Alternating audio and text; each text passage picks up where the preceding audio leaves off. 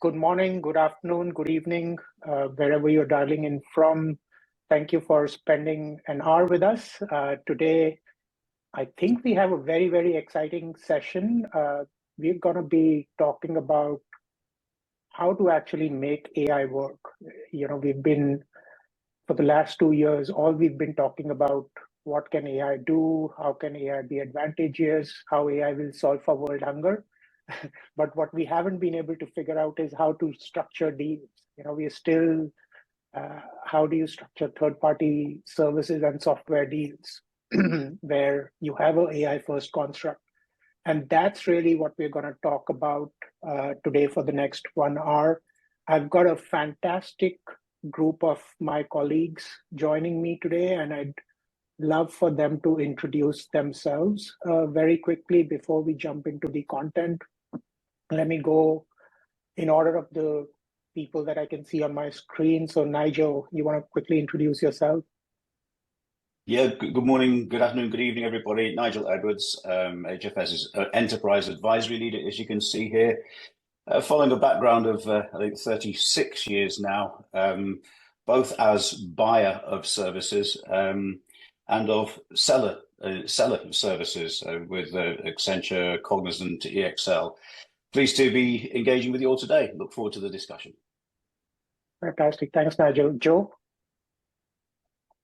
Good morning, or afternoon, or evening, depending on where folks are. Joe Montrose. I've 3 decades in industry and consulting, including the last 20 years advising on operating model strategy for primarily large enterprises, a significant amount of which has focused on designing and executing advanced deals across multiple industries. So wonderful to be here. Thanks, Joe. And last but not the least, Ian. Hi, everybody. Ian Marr, similar to my colleagues today, spent many years in research, also leading sales teams on both sides of the pond. And the last 5 or so years working with Phil, Saurabh, and HFS on the practical sides of actually making relationships successful for both parties. And the last couple of years, almost exclusively in what we're going to talk about today, with the emergence of AI as a really key component of operating models. Based in Boston, really nice to meet everybody today. Fantastic. So let's get going. Again, thank you for joining us today. Please note that we've muted everyone, but there is a Q&A tab that's open for you. We want to make this interactive. There'll be tons of time that we'll have for taking your questions. So just type in your questions as we go along. You don't have to agree with us. Feel free to share your opinions, perspectives. Use the Q&A tab, and I'll make sure I ask some tough questions of Joe, Ian, and Nigel today. And by the way, this webinar is recorded. The deck and the recording will be posted on our HFS page. All those who registered will get a link pretty much after we complete this session. So what do we have before we get into the content? I think most of you should know HFS by now, but what you may not know is that over the last 15 years or so, HFS has been at the forefront of shaping the narrative of the services and software industry. I think all of us know what the term RPA is, but what we may not know that HFS was the one which coined that term in 2012 and 2013, along with a firm called Blue Prism. We went on and created terms like as a service economy, digital one office, which is still very, very relevant today. I still get so many enterprises talking to us about how they can achieve that one office, generative business services. But one thing that has caught the attention of the world is this term that Phil and I coined. Now it's 2 years back, 2024, is services as software, which is really about the lines blurring between services and software as AI starts to take shape and starts to replace many of our labor-led, people-led services. And today we are going to be focusing on services as software, not about what services as software is, but how do you make it real? How do you structure deals? How do you think of pricing it? How do you think of contracting for it? How do you think of self-funded transformation? Because it's fine to say services as software is the next big thing, but if we don't know how to buy and sell it, it's of no use. So I think that's what the focus of today will be. What I want to do very quickly is take you through a few slides, a few of our research content on our big theme for this year is how to AI, because I think the why for AI is very clear. The value proposition is right there for all of us to see. The what in terms of the technology is emerging at probably a ridiculous speed right now. It's there or thereabouts, but the how to AI remains a mystery, and that's what we want to unpack today. Because while AI is moving fast, the way that we buy and structure services isn't.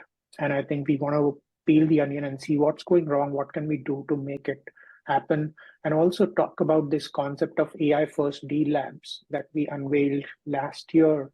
And we've done many enterprise engagements around this, where we're really trying to move from sourcing theater, RFP-led 12 to 18-month dog and pony shows to real outcomes.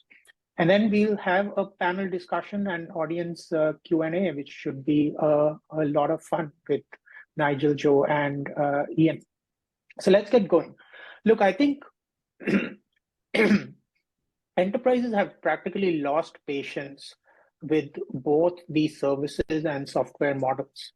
As you can see on this chart, about 3 out of 4 enterprises want to renegotiate their services contracts, whether they're ITO contracts or BPO contracts, because frankly, services have become a little overpriced. They are slow and they're very labor heavy. We are still buying and selling services on presence, not performance. 8 out of 10 of whether it's IT deals, BPO deals are priced on FTEs. We are still buying consulting on rate cards. We are just measuring effort, not real outcomes. As a result, services don't scale efficiently. In fact, there is no incentive for service providers to do things faster. They are incented to do things slower because they can generate more revenues. So they profit from inefficiency, and clients are starting to become more and more frustrated with the services model. They want something different, and that's why we see 3 out of 4 clients wanting to renegotiate their deals. Software isn't far behind. You look at this chart. 6 out of 10 clients are saying we want to renegotiate our software deals as well, because every software provider comes to you and say, my way is the best way. Now you, Mr. Client, has to adapt to my workflow because my workflow is the best way. Shouldn't it be the other way around, where software adapts to your organization, what your needs are? And by the way, if you have to customize any software, then you go to the left-hand side and you go to those service providers and they'll charge you $2 million and take 2 years to customize everything. And by the time that customization is over, your business model has changed. And in today's world, that doesn't work. We need to move fast. We need to be a little nonlinear in our approach. And there is a lot of inherent frustration in the market with the services and the software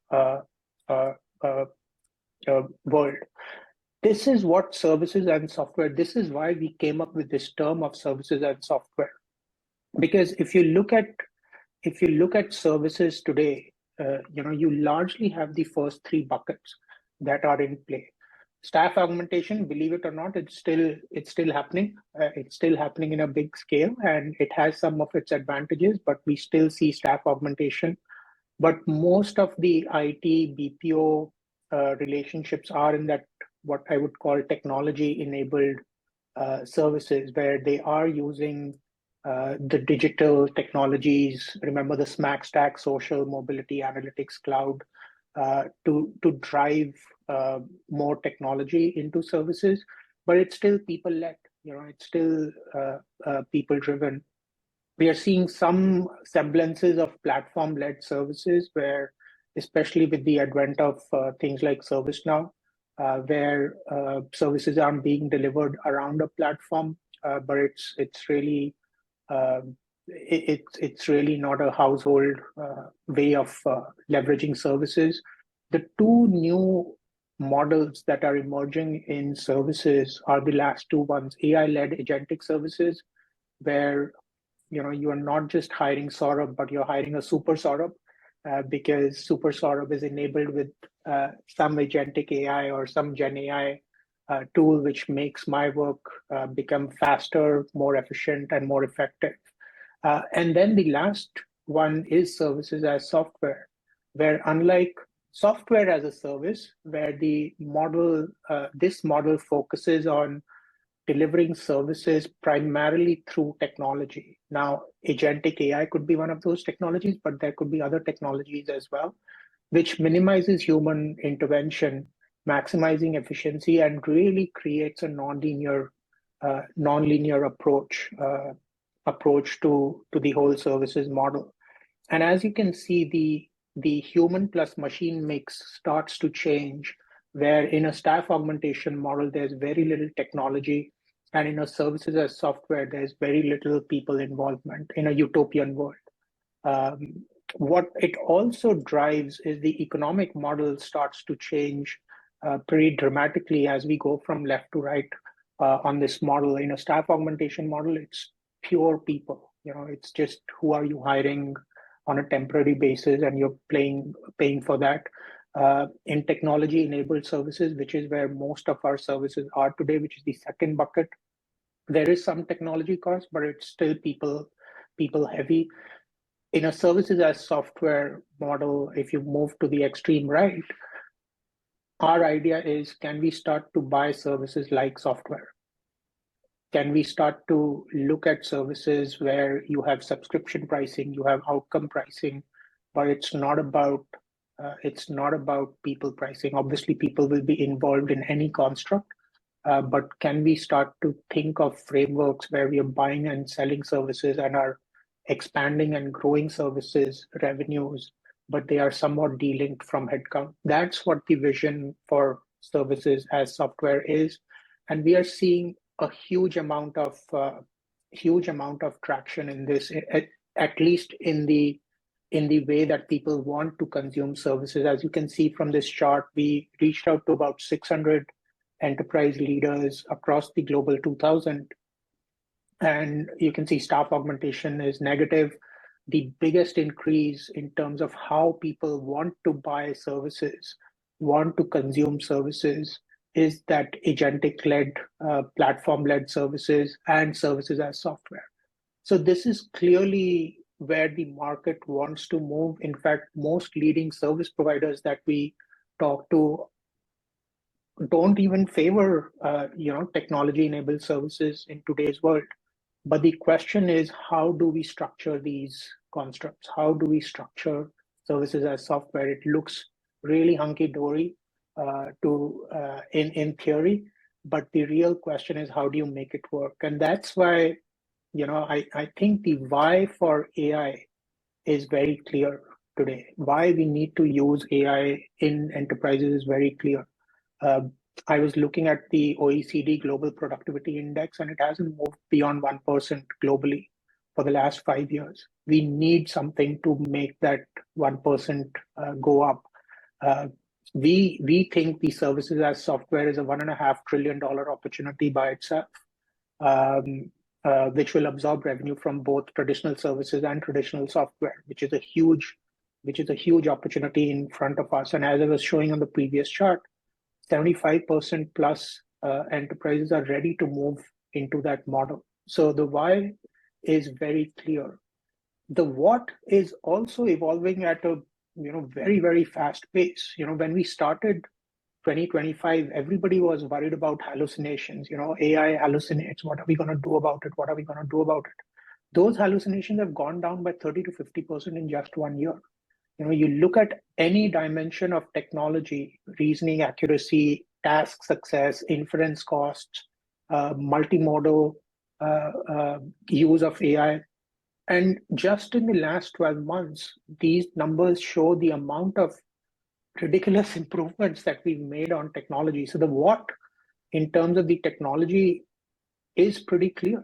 It's there or thereabouts. Where we are struggling is the how to AI, how to make it real, how to build practical AI use cases, for example, is still a question mark. We've been obsessed with productivity and efficiency, but is that the only way to create a business case? Does that work? We learned it during the RPA days that, we can't use technology as a band-aid. If you don't do your process transformation, if you don't have the right data, is AI all about doing things a little cheaper and a little faster? I think we've got to figure out how to build practical use cases. Other big issue in the how to AI is how do you get AI ready? Our research indicates that for every $1 that you spend on AI, you need to spend probably $2.5 to $3 on data. You have to get your data ready. Process debt is frankly the biggest debt that enterprises have today. We've been doing the same thing for the last 30 years, maybe slightly better, slightly cheaper. But we need to transform our processes for us to realize the promise of AI. There's huge amount of technical debt. People are not ready. Half of our employees are actually scared of AI, than embracing AI. So how do you get AI ready as an organization is a big how question that we've not addressed. And then how to structure AI first relationships is also a question mark. Our world of sourcing advisory has been designed to cater to a labor-based commercial model, and that completely collapses in a AI world. And that's really what we wanted to focus on today is this structuring relationship, because the old playbook of buying and selling services doesn't really work. I look at the intellectual property that was created in sourcing advisory, that was created in the 1990s, and we've been using the same thing for the last 30 years. I still look at the RFPs and the pricing templates. They're probably slightly sexy, they have better colors, but they're the same. We've not really fundamentally changed it. It's still multi-year rigid contracts written around effort. We continue to do, adversarial negotiations. Every service provider complains that we don't get to showcase our innovation, and every enterprise complains that our service providers are not delivering innovation. Otherwise we talk about outcome-based pricing or gain sharing, and we all know that sometimes outcome-based pricing are not that easy. I've seen so many cases where outcome-based pricing creates the opposite effect in the relationship than it needs to drive. I think, and we at HFS think, that if you want to do AI first deal structuring, we have to rethink the entire sourcing lifecycle. Start with strategy and planning.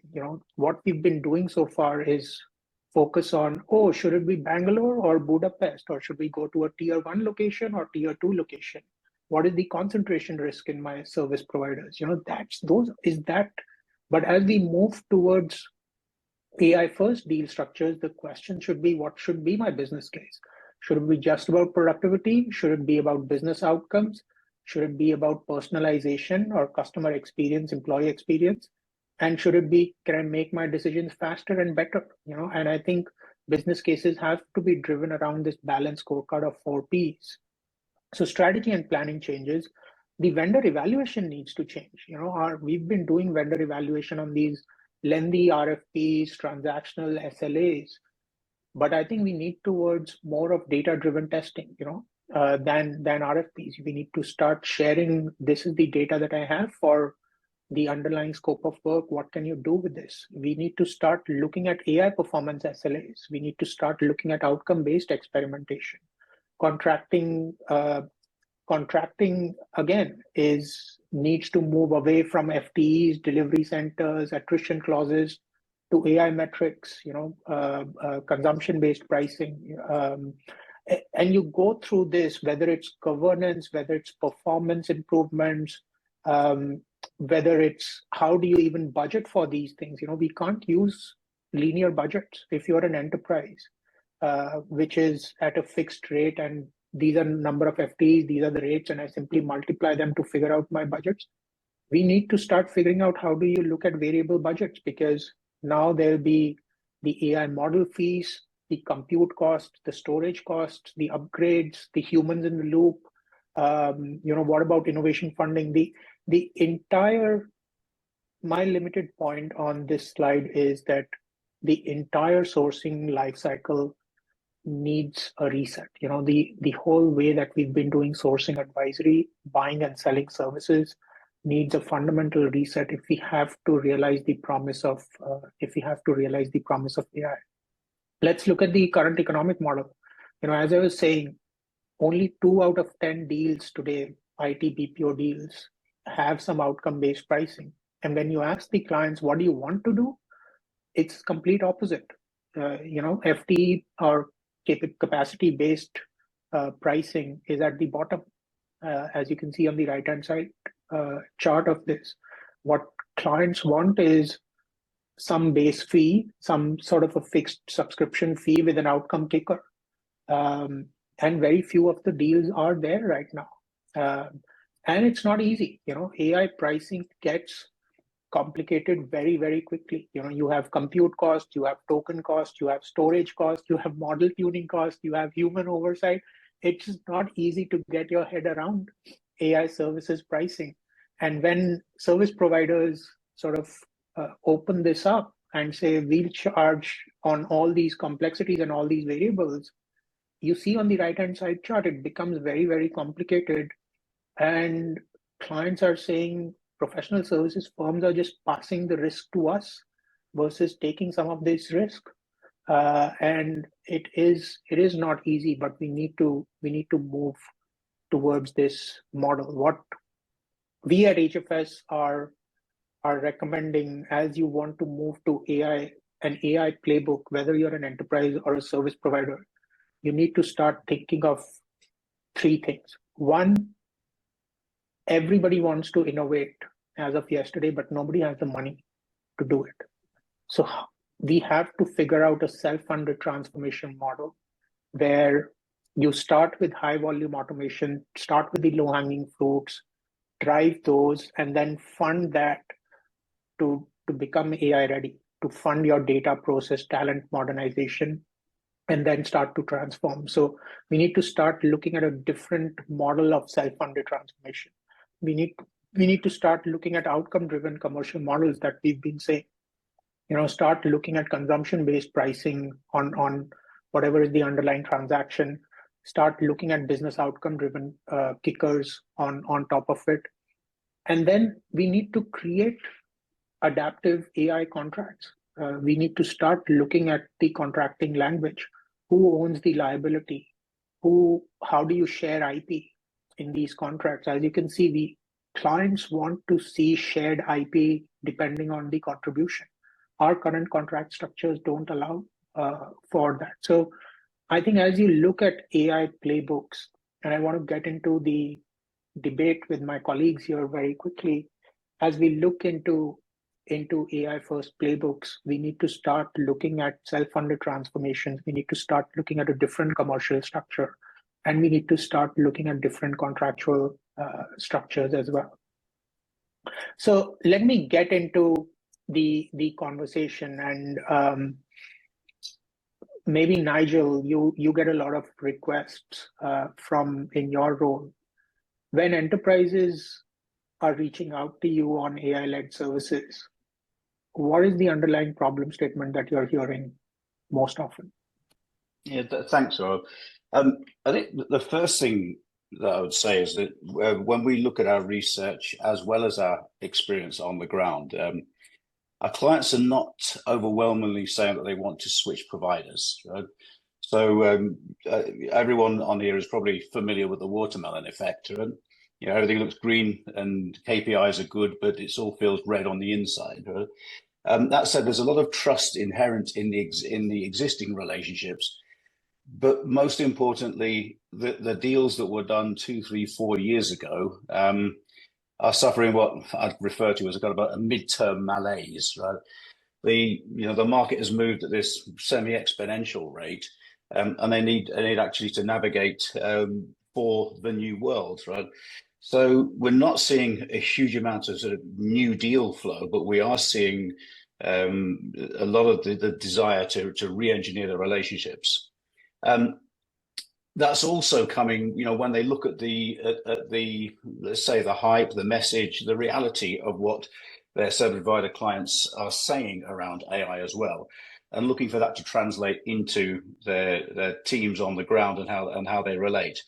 The big challenge is, and I think Saurabh, your prior slide has really articulated this well. The challenge is, how do we replace, how do we actually eliminate labor rather than just optimize it? How do we fund AI without big upfront bests? Right? How can we do that in a timeline that is consistent with what our C-suite masters, our boards expect of us? Right? And how do we actually generally show some wins on that? And that is really what the AI Deal Labs is all about. Right? So picking on that, Nigel, let me ask you, Ian, you were recently involved in a AI first deal lab for a client that shall remain unnamed. And you've been at this game for many years, Ian. Can you briefly describe what we did on this AI first deal lab and how it was fundamentally different from the traditional RFP-based approaches that you've been undertaking for a long time? Sure, Saurabh, and thank you for that. We've done a handful of really interesting deal labs across multiple industries, and they often take on a very different approach to the traditional way in which the two parties have engaged.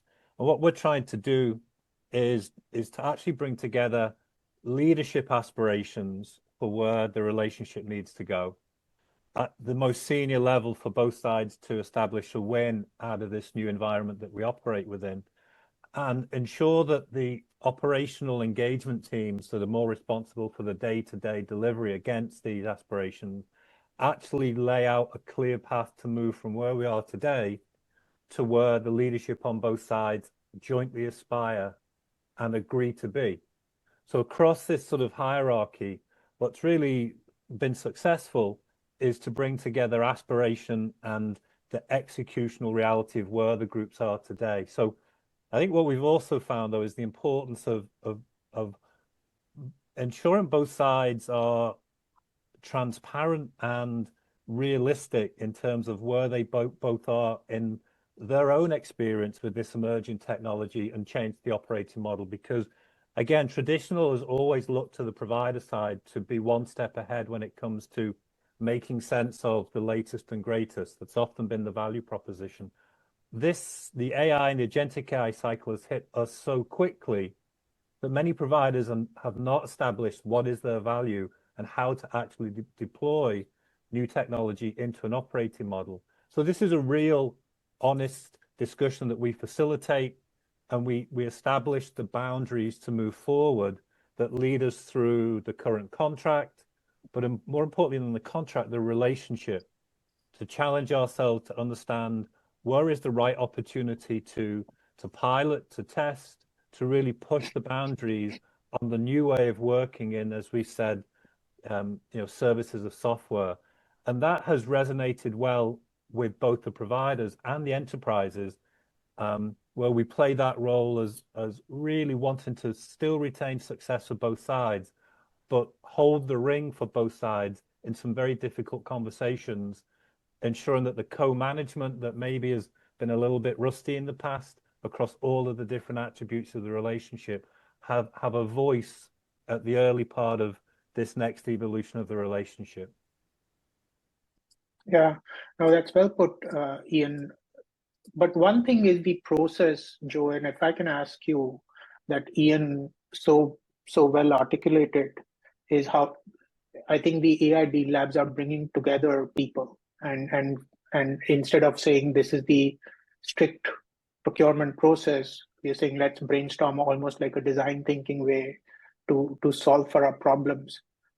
But what does good look like, Joe, in your mind? Because I think Ian talked about leadership aspirations and the North Star. what their, in today's world, value, the concept of what does good look like. The value is evolving. The risks are also moving. As I was saying, services and software are getting blurred. The budget cycles are changing. Everything is changing. So what does good even look like, Joe, from your perspective? Sure. I think it's all about defining governance structure and not trying to write everything into a contract. I mean, if you want to make your attorneys rich, you can get a 10,000 page contract. Like they'll be more than happy to produce it, but that's not going to be helpful to anyone. Ideally, having something that's sort of fit for purpose but lightweight that allows you to be flexible and agile as a team is what good looks like. And also, I think being able to separate keeping the lights on, I pay my bill every month. I expect when I flip the switch, it's going to work. Those sorts of things, I think service level framework that has, certain consequences, if that's not the case, can make a lot of sense. But if you're asking a vendor for true innovation, if you're looking to, say, have agentic patient engagement services that are processing benefits investigations automatically, you need to be prepared to have a different type of compensation and incentive structure. Daniel Kahneman has a great quote: "A single cockroach will completely wreck the appeal of a bowl of cherries." But a cherry really doesn't do anything at all for a bowl of cockroaches.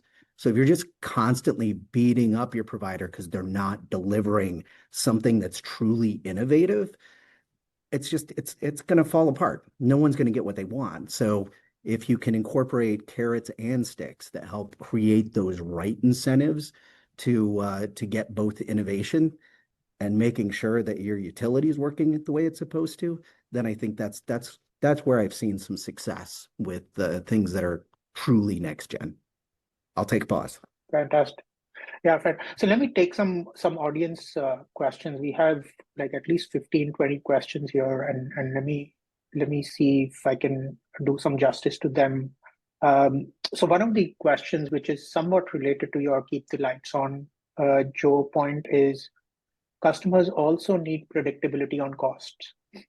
And given the nature of services as software or AI first deals, what are the key considerations that HFS sees while working on AI first deals to overcome this need for predictability on cost? I don't know, any one of you can take that. Maybe Joe, since you were at it. Sure. I don't think it's a trade-off. I think you can have plenty of predictability as long as you've kind of worked out what the boundaries are, and you're engaging in a relatively transparent manner with each other. Predictability is fine. That doesn't mean you can't have good incentives or have financial incentives for great performance and help reward the people who are able to do that. But I don't think it's a trade-off. I'll take a pause. Ian, do you agree? Sorry, Nigel, go on. Yeah, look, I'd spent many years on the other side of the desk actually creating these types of deals. And I think if you cast your mind back to the chart that Saurabh presented earlier and the pricing models that as we shift to services as software, in reality, many of the deals that are constructed are a combination of a number of different types of work, right? So whilst we might see the dominant move towards services as software, there will be other elements of this that might lend itself to more input measures. So if the scope has types of work in it that are very fixed and very consistent, it lands itself to a fixed price. If the objective is around growth and scaling, it might land itself to a transactional price, and you can link that growth and scaling to the scaling of the business. If it just requires some people to augment for a people at a time, you might have a people element of it. So I think you need to look at each individual opportunity on its merits and apply the appropriate pricing method to those components of the work. Yeah. Yeah, so I think there's one other interesting question, but this is from the perspective of a service provider. and Ian, let me ask this to you.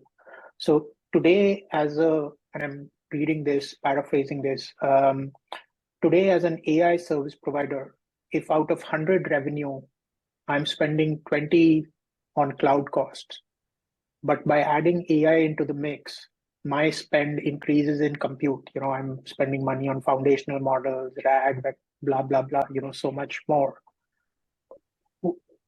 Does margin improve or decrease for me as a service provider in AI services world? So fundamentally, I think I am of the opinion that margin should increase, because we're in a phase of we're displacing relatively expensive resource for the potential of resource costs and expenses that can be distributed across the client base of a service provider at a far lower marginal level. So there's an opportunity for the service provider to actually improve margin. But the key and the skill for the service provider, Saurabh, is to do that in such a way that the enterprises experience a lower revenue or expense spend.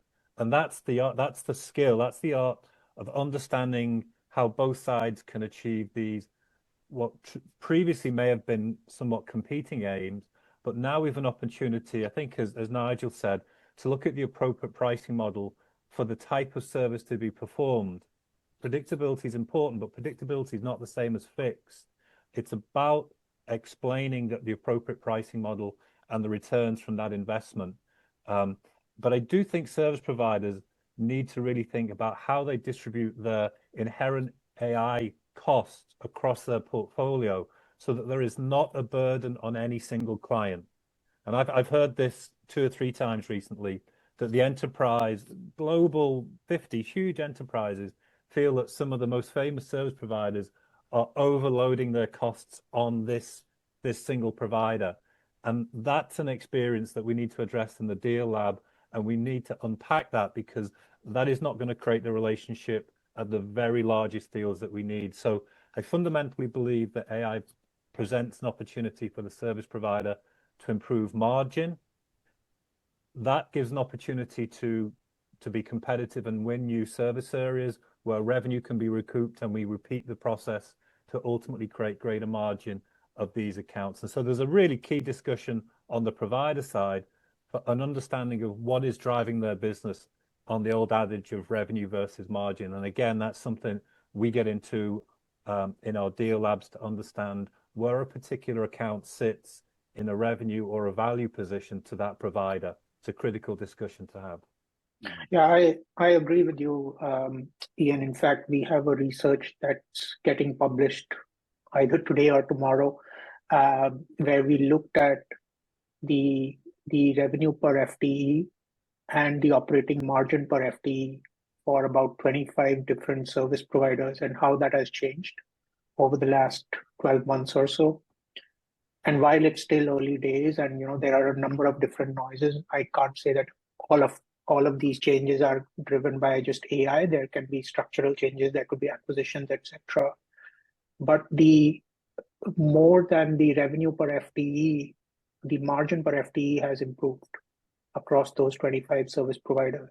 I think the revenue per FTE has just moved by 1% in the last 12 months, but the margin per FTE has improved by 3.5%. So again, early days yet to concretely say that it's all being because of AI, but the indicators are that Ian is right on this.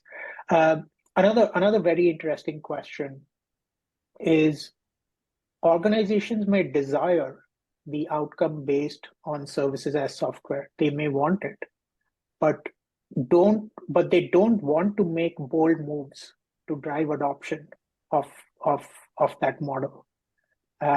So one thing is everybody will say, I want to move to outcome-based model, but enterprises will have to change their own behavior and culture to drive that. How do you make that happen? I don't know who wants to go first on this. I'll jump in real quick for my colleagues. An absolutely great point, and perhaps the most important area for us to understand as we talk about the world of deals with AI, is the change to the enterprise operating model, and the enterprise itself is at a level that's never been experienced before.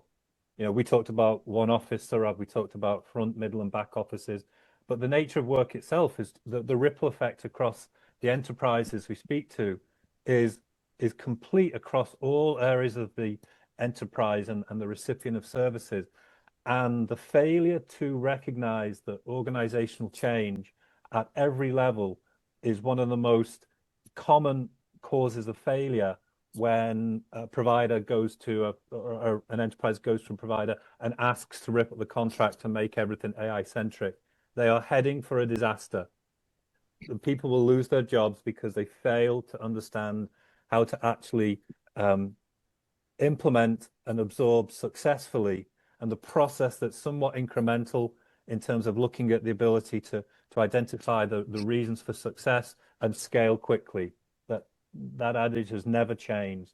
And I really think that the involvement of HR, change management, talent, leadership, attributes for the organization to be a successful adopter of what we now face is arguably the number one area that from a deal lab, we will work with both sides and ask them how they approach this issue. What have they done?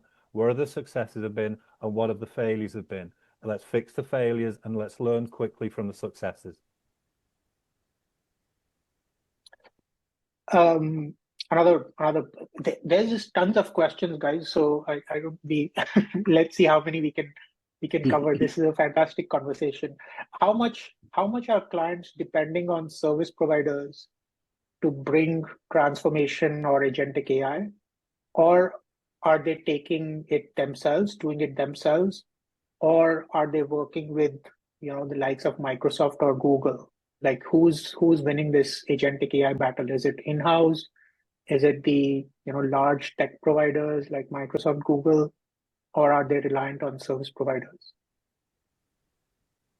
I think I'll just dive in. It's a mix, depends on scale and how massively they want to deploy. But I'll take an example, replacing provider scribes based in offshore with AI scribes. Just recently worked with an organization that decided to go do that, and they started themselves. But when they wanted to scale to their entire provider practice, they had to get a third party to help them do it, just from a pure security perspective. So I think at least my experience, it really is a question of scale, how they pivot from trying to do something internally to saying we actually need a professional that's done this before. Yeah, I think you're sorry, go on, Ian. Sorry, I'd just add, I think what I've seen work well, so something to take away is to answer the question of what does the enterprise need to retain for itself that is a differentiating activity in the eyes of the consumer. And where you have the point of consumption, the point of engagement with the chosen marketplaces, I think I'm of an opinion that the enterprise really needs to have accountability, certainly for design, but and often for execution in those points, the points that matter when it comes to that business and that business engagement lifecycle. Where there is an activity that doesn't have the same level of differentiation for the enterprise, then the service provider is as good a place as any to get efficiency, scale, and something that we've spoken about, which is the ecosystem of relationships that they can own on behalf of the enterprise. So think about, does an activity or an area of engagement really affect how you achieve your own business aims as the enterprise? And the closer that the answer is yes, I really encourage enterprises to be more accountable all the way through thought, conception, and design to how the engagement is going to change. Yeah, no, I think our research also, I think it's too early to say who will win. I think there is a case to be made where software will eat services. You look at the latest acquisition by Meta of this small company called Manus, which is agentic AI. And essentially, that is software eating services in a way, but the other way around is also true. Services can eat software as well in this model. We've started to see some service providers almost start to license their proprietary solution accelerators, etc., and almost productize their services. And then there's the third dimension where there's just tons of startups coming up, which are native SaaS companies that are gonna, probably disrupt both. So I think it's too early to say. I think I agree with both of you that it's probably all of the above. I don't think enterprises should just focus on, oh, I'll just bet on a tech provider, or I'll just focus on a service provider, or I'll do all myself. I think you need to build an ecosystem of all of the above. And startups, figure out how to deal with startups as well. I think that's a very important, because that's where a lot of innovation is happening right now. Nigel, let me ask you one more question related to the ecosystem. So the question is, what motivates a customer to outcome-based pay? And how can a customer assess the value of outcome provided by a service provider when there are multiple service providers providing the same thing? It's very rare that you have one service provider doing, from soup to nuts. It is. Got you entirely. I was reminded of a conversation we had with a client who might indeed be on this call, so they'll remember the language. But and their analogy was, it's a little bit like trying to rebuild the plane in flight in the hope that at the end of it we'll have the operating manual, right? Which I thought was a fantastic analogy. And so if indeed you are on this call, I'll accredit you, but not publicly. Right? It is, and there are multiple provider relationships. They all have their scope boundaries and often are dealing with adjacent processes, right? or certainly an interaction as you go up and down the stack. It is a challenge. One of the ways that we're approaching this is effectively to look at this through the lens of creating a scorecard, a balanced scorecard or a matrix to assess the maturity of those particular relationships. And out of that, then you can look at multiple dimensions. You can look at it through the dimensions of objectives, of performance, of outcomes, of solution, of the culture, and the governance, risk, and compliance aspects. And that then enables clients to at least push in a certain direction about what the key things are for them to change. So it might be that, you know what, I understand now, this is all about me. It's about my governance and risk and compliance, and that's where I need to work most. And from that, naturally then, that flows into a conversation around, right, okay, which are the parts of the ecosystem that I need to engage with in order to make that change? Does that kind of address the question? I think I couldn't see it quite in the chat here. I think it does. I think there's another very interesting question, and maybe Joe, I'll ask this to you, is how does geopolitics play into the decision, especially around infrastructure choices? That's a very, very good question in my mind. What does this mean for both the buyer and the supplier? Sure. And Phil just had a article not that long ago touching on just the simple differential between how much installed capacity is at the lower rate at call it solar and wind versus coal. So geopolitically, what's going on currently from a stateside perspective, it doesn't appear that that's going to really incent people to continue to build out a ton of capacity here. So I do think looking at global models for various services is going to continue to expand, and we'll to some extent we'll have to see how that plays out. But it just, from a pure dollar for dollar perspective, it doesn't look like we're going to see as much of that in the US, at least in the short run. Let me stop. mean to ramble on.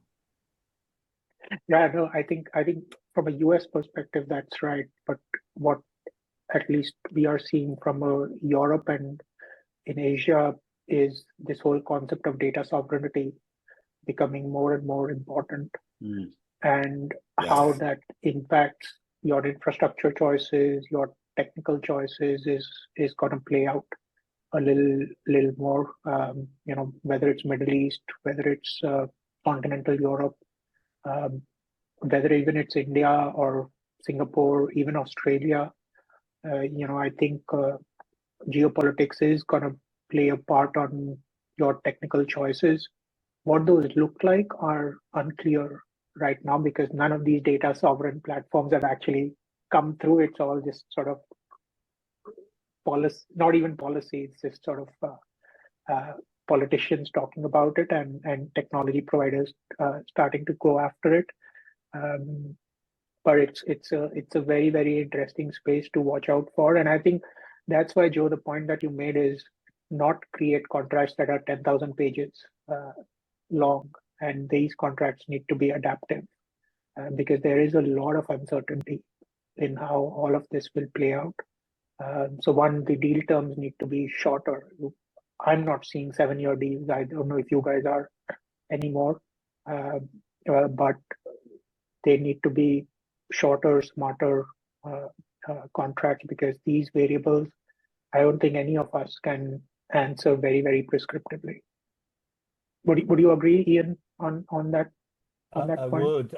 I think the trend that we're seeing is for the shift towards a sort of a continually evolving commercial relationship, and that reflects from really understanding where is my relationship today, where is my relationship, and where's my contract today, and are the two in sync?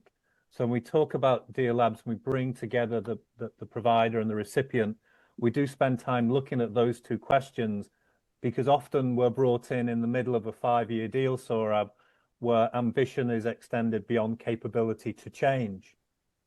Well, really, we want to establish that relationship strength, that the contract follows the relationship and evolves more continuously. So we look at ways and means to reshape the remaining portions of a legacy contract to one that has wins for both sides, but on a shorter time period. Those time periods are reflecting to actual achievement states and maturity states as we go forward.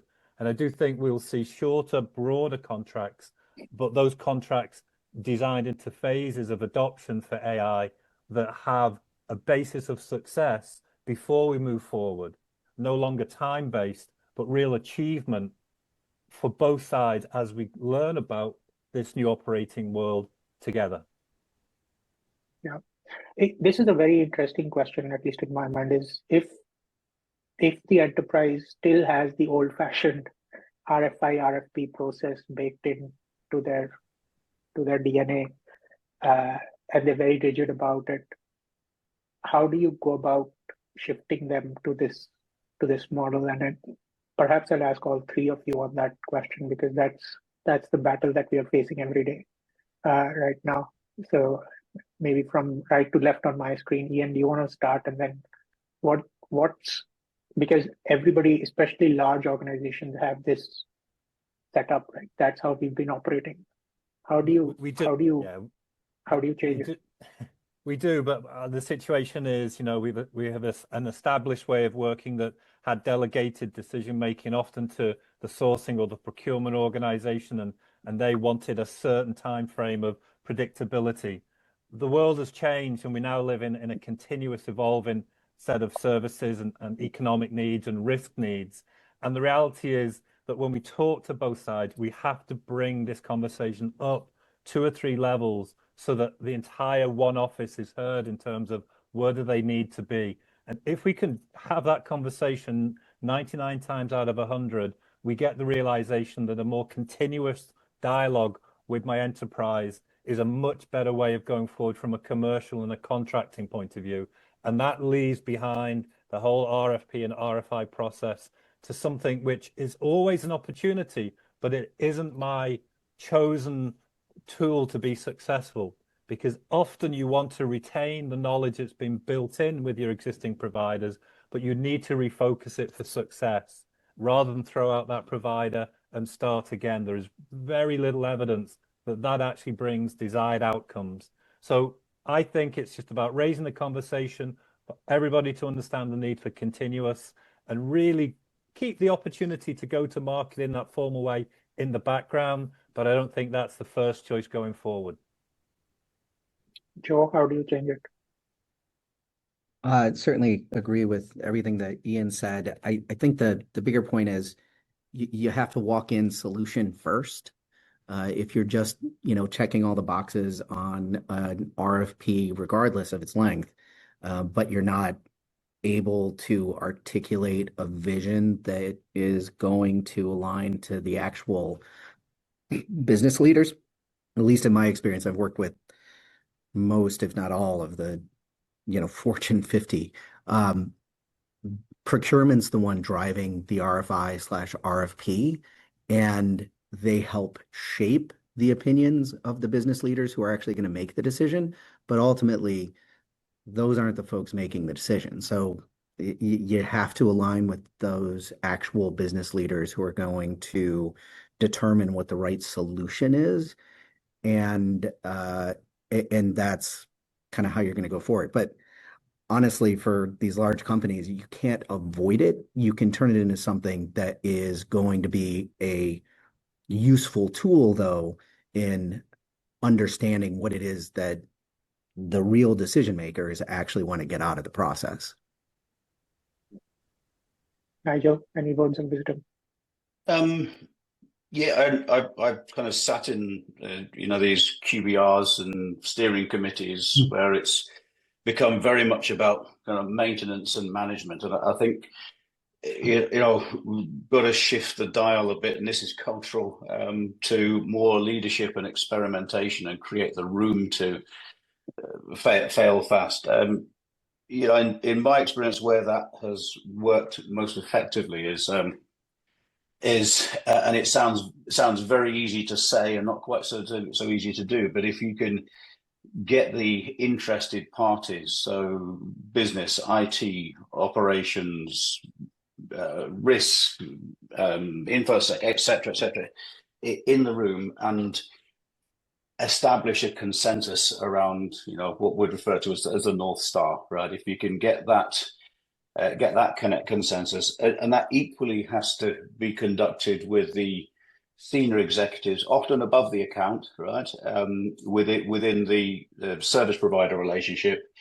And once you do play those two activities, I think you'll find there's a lot more commonality than you might think at the start of a process, right?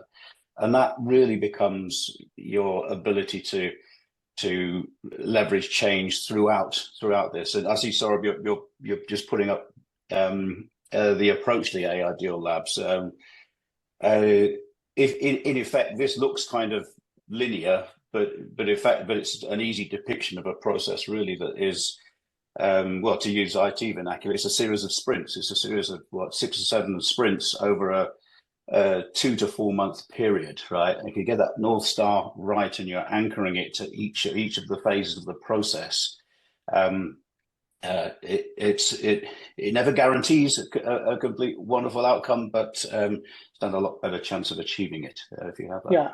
So I think there are a lot of questions here which are about, so what is the process, what is the approach, what is the solution to create arrangements that are 3-4 months or less versus 12 months RFP cycle?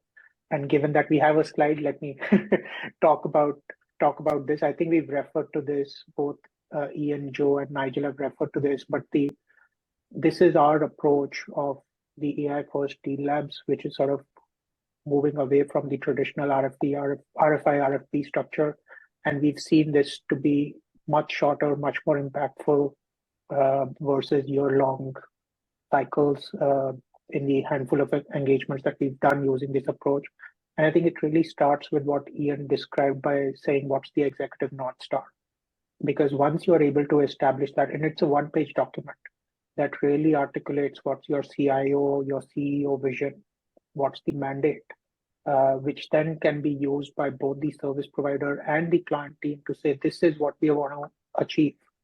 And then you start to do a proper relationship alignment. If you have an existing engagement within that, do a SWOT analysis. That's what we've been doing. Just don't do a QBR kind of all these, everything is green outside but bloody red inside, the watermelon effect, but do a proper SWOT analysis. And then instead of the RFP, we've seen a case study approach work really well, where you basically share a bunch of data along with the North Star, and then invite the 2 or 3 service providers into half, full day, sometimes even 2-day workshops, where they can show what they can do with that data, how they can align with the North Star. This is not where you're prescribing the solution. You are basically describing what you want to achieve and what's the data that you have. Then you spend some time, 4 weeks, to co-design and optimize. And then what has been very helpful is this 100-day plan that we've been recommending to some of our clients, which is the roadmap to create the transformation. And this is not just about contracting. Yes, contracting can be one of the activities in this 100-day plan, but this is about AI readiness as well. What are the 5 things that the client needs to do to become AI ready? What do they need to do on their technology side, on their people side, on the change management side, on the data side? What is it that the service provider needs to do to become AI ready? How do you sort of structure this whole thing? How do you create 2 or 3 small wins during those 100 days to build momentum? So I think this approach, while very different from the traditional RFI, RFP approach, has been quite successful. It takes shorter time. It involves not just procurement, but the entire business landscape. It actually allows both parties to showcase innovation and brainstorm, come together, not have a prescribed answer to everything, but really brainstorm and think through things. So look, we are pretty much out of time, but in 1 minute, if I ask all 3 of you, if you had to give just one piece of advice to both buyers and sellers entering AI-led deals, what would that be? And what is one thing that they should stop doing immediately? So I'll start with you, Nigel. Tell me one thing that they should start doing and one thing that they should stop doing. Okay. In the interest of not repeating myself for other points, I would say don't scratch the line in your business case called governance and change management. That's good. Joe? I think I'll go back to something I alluded to earlier, but focus on the solution first, and don't focus so much on trying to write everything down to try and get it all wadded up into a contract, because this is gonna fall apart like on day 2 of starting the arrangement. Ian? Yeah, I would employ both sides to create immediately the working group to look at the much larger question with clear drivers and accountabilities, and staffed by not only the provider and the recipient, but any other interested party, to look at the much broader question of how AI and agentic AI is going to change my operating model. You should have done it yesterday, so do it today. If you haven't done it, more than happy to help you there. What I would stop being submissive. I would ask the sourcing of procurement enterprise leaders on the call to stop being submissive to your leadership saying, I think I can get 50% economic improvement by this thing called AI.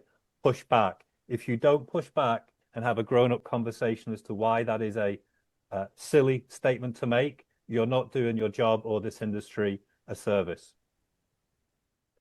Fantastic. This was a fantastic conversation. By the way, I would say just call HFS.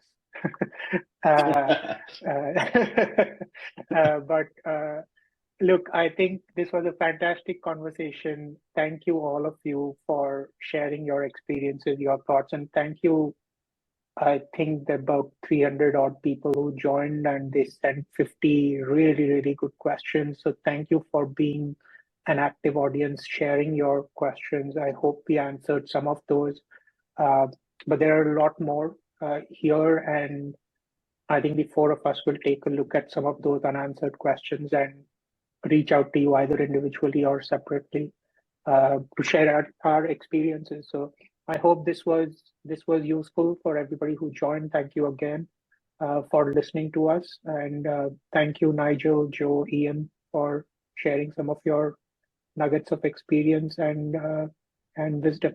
So thanks everyone. Take care. Have a good rest of your day. Thank you, everybody.